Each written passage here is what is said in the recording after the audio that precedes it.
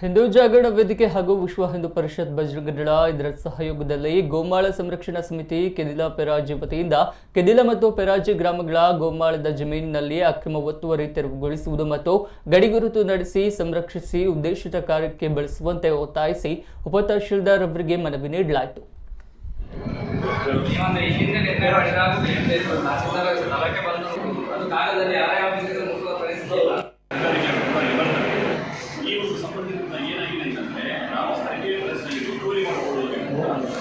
ತಹಶೀಲ್ದಾರಿಗೆ ಬಂದಿತ್ತು, ಅದು ಕೂಡ ಮುಂದುವರೆದಿತ್ತು.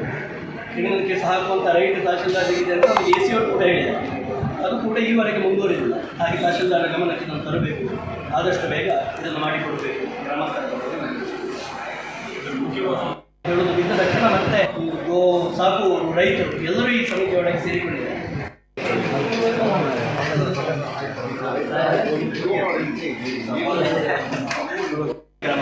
ಕೆದಿಲ ಗ್ರಾಮದಲ್ಲಿ 14 ಎಕರೆ 56 ಸೆನ್ಸ್ ಗೋಮಾಳ, ಮತ್ತು ಪೆರಾಜೆ ಗ್ರಾಮದಲ್ಲಿ 19 ಎಕರೆ ಗೋಮಾಳ.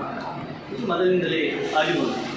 ಈಗ 2013ನೇ ಇಸವಿಯಿಂದ ಹಿಂದೂ ಜಾಗರಣ ವೇದಿಕೆ ಸತತ ಹೋರಾಟವನ್ನು ಮಾಡ್ತಾ ಬರ್ತಾ ಇದೆ. DC ಅವರ ಆರ್ಡರ್ ಅದನ್ನು ತೆರವುಗೊಳಿಸಬೇಕು ಅಂತ DC ಆರ್ಡರ್ ಹಿಂದೂ ಜಾಗರಣ ವೇದಿಕೆ ಹೆಸರಲ್ಲಿ ನಮಗೆ ಕಳಿಸಿದ್ದಾರೆ 2013ರಲ್ಲಿ. ಅದರ ನಂತರ ಯಾವುದೇ ರೀತಿಯ ತೆರವುಗಳಾಗಲಿಲ್ಲ. ಆದರೆ 2023ನೇ ಇಸವಿವರೆಗೆ ಈಗ 8 ಮನೆಗಳು ಅಕ್ರಮವಾಗಿ ಗೋಮಾಳದಲ್ಲಿ ಕಟ್ಟಲ್ಪಟ್ಟಿವೆ.